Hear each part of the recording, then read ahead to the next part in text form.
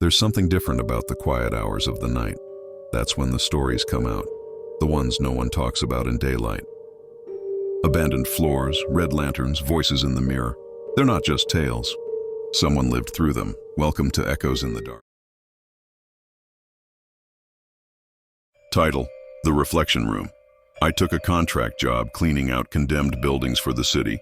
Foreclosed homes, sealed motels, even a psych ward once. Places nobody wanted to walk into. The worst one was a shut-down research lab in rural Pennsylvania. It wasn't government, not exactly, but it had that sterile, clinical feel. Broken terminals, bolted doors, file cabinets with shredded folders. The only room still intact was labeled Observation R, just a metal door.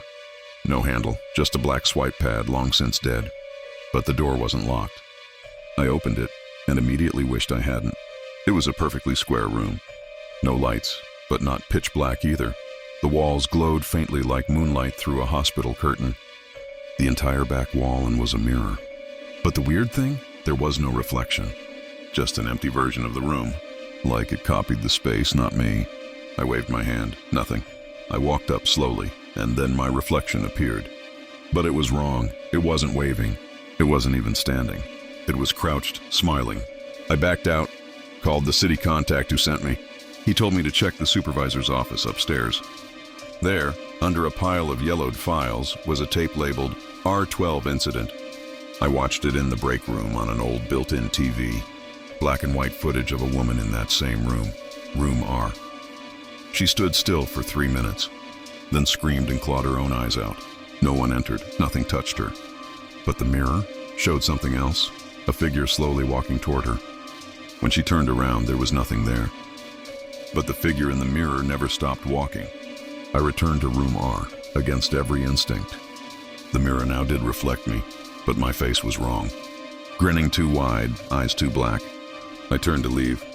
My reflection didn't. It stood still, smiling, watching. As I walked out and pulled the door closed, I caught one last glimpse. The reflection was holding up a sign. Written in marker on the mirror, "Do not look behind you." Back home, I covered every mirror in my apartment.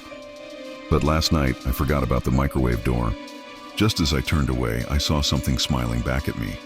It wasn't me, and it's still there when I turn the lights off. If you made it this far, then maybe you're not like the others. Maybe you're meant to hear these things, to remember them. But be careful. Stories have a way of following people home. Subscribe if you want more, or don't. Either way, we'll be waiting for you in the dark. Echoes in the Dark.